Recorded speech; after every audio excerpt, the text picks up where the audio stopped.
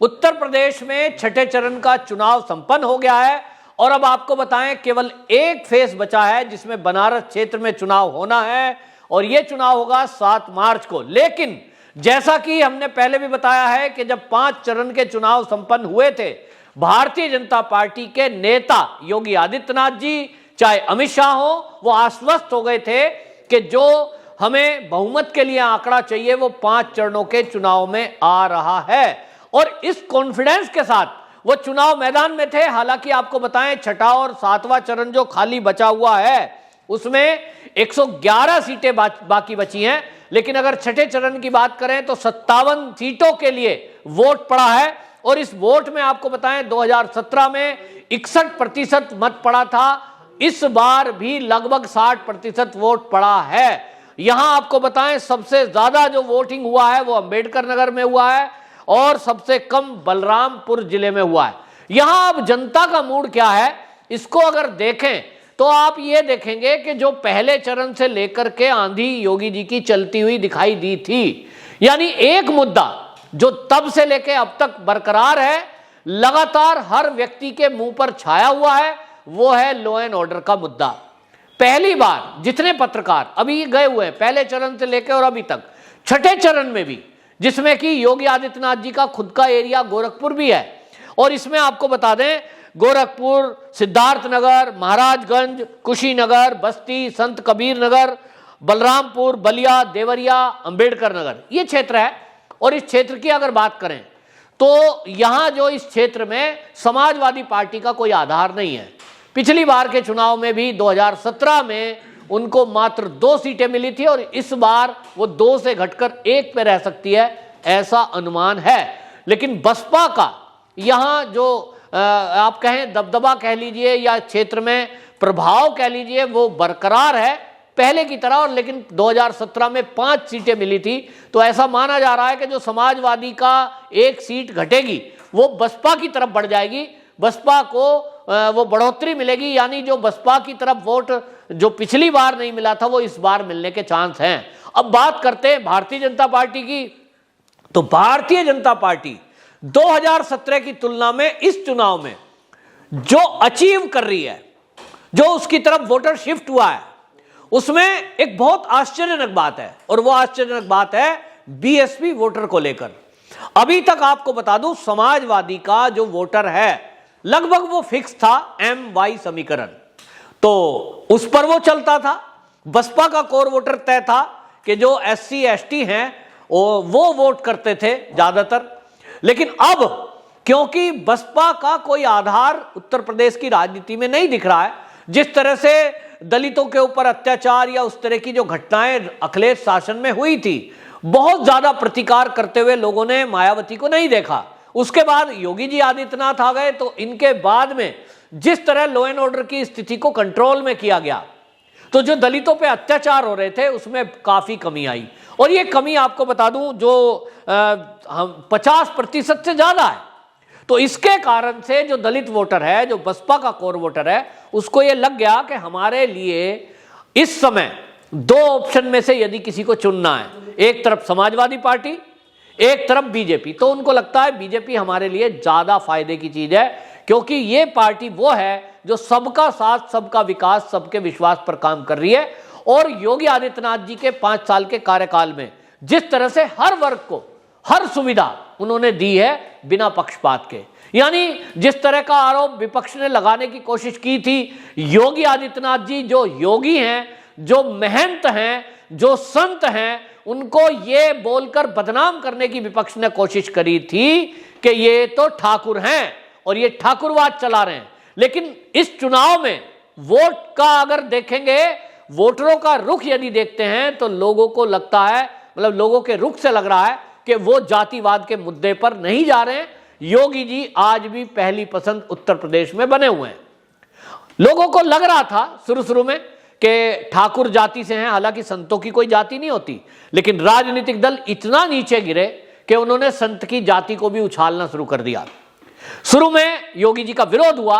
लेकिन जब लोगों ने देखा उत्तर प्रदेश में योगी जी किस तरह की योजनाएं लागू कर रहे हैं, अगर नौकरी लगाई जा रही है तो बिना रिश्वत, बिना सिफारिश, पारदर्शिता से 5 लाख वैकेंसियां फिल की गई।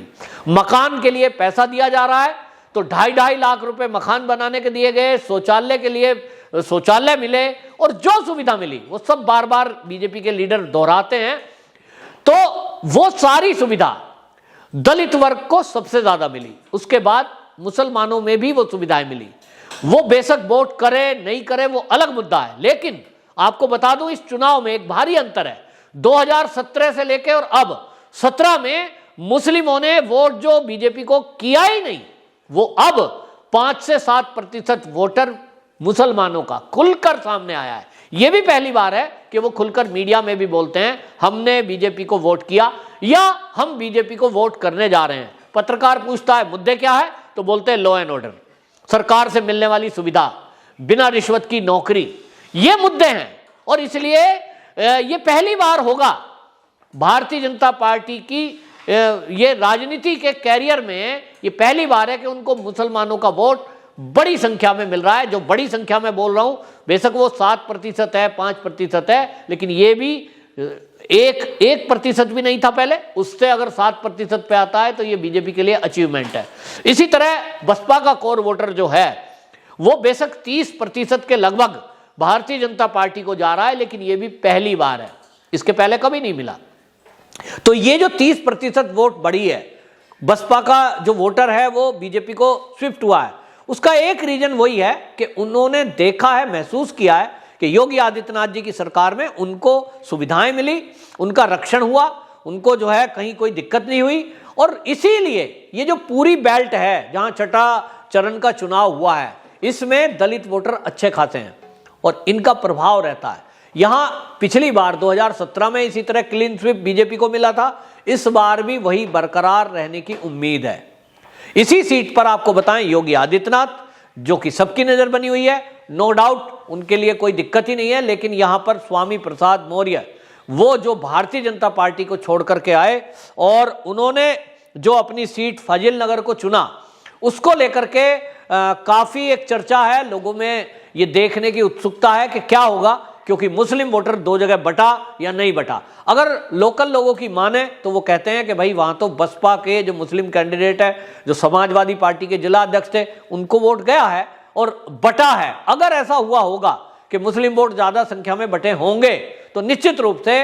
आपको बता दें कि स्वामी प्रसाद मौर्य अपनी फाजिल नगर सीट से हारेंगे। लेकिन अगर वो वोट नहीं बटा है तो फिर उनके जीत के चांस दिखाई देते हैं। तो ये जनता के रुख पे और पता लगेगा, लेकिन अभी तक ये माना जा रहा है कि कांटे की टक्कर है। अगर कांटे की टक्कर ना होती तो जो स्वामी प्रसाद मौर्य हैं, उन्होंने जो अपने बेटे की गिरफ्तारी की खबर झूठी फैलाई थी, पथराव की खबर झूठी फैलाई थी, पता नहीं पथराव ऐसा कोई भारतीय जनता पार्टी के कार्यकर्ताओं को ना तो करने की जरूरत थी, ना वो करते हैं, और उसको डिनाई किया गया है बीजेपी की तरफ से कि ये हमारे लोग थे ही नहीं और केवल एक मुद्दा बनाया गया सिंपैथी गेन करने के लिए। बहरहाल अब तो चुनाव हो गया है, लेकिन यह माना जा रहा है कि स्वामी प्रसाद मौर्य को कहीं ना कहीं ये जच गया था कि वो चुनाव हार रहे हैं, इसलिए उन्होंने बीजेपी से जो सांसद है उनकी बेटी जो है वो उसको मैदान में लाने में मजबूर हुए। और जबकि आपको बताएं पार्टी उनके खिलाफ जो है कोई शासनात्मक कार्रवाई भी कर सकती है,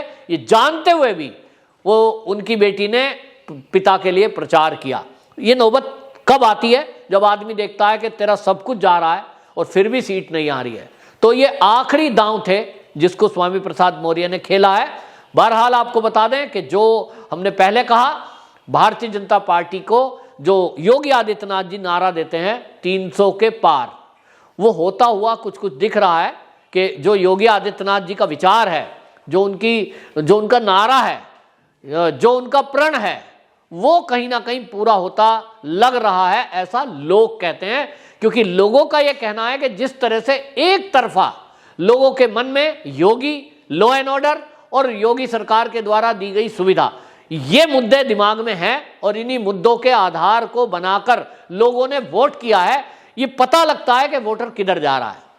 बिना पार्टी के बताए पता लगता है। जब कोई व्यक्ति और इधर उधर की बातें करता है तो पता लगता है, लेकिन ज्यादातर उत्तर प्रदेश के जो लोग हैं और जो इस बेल्ट की बात है यदि मैं कर रहा हूं, गोरखपुर है, सिद्धार्थ नगर, महाराजनगर, कुशीनगर, अंबेडकर नगर, इस क्षेत्र में तो मेरी व्यक्तिगत रूप से बात हुई है। लोग कहते हैं कि हम खुलकर ऊपर तो नहीं बोल रहे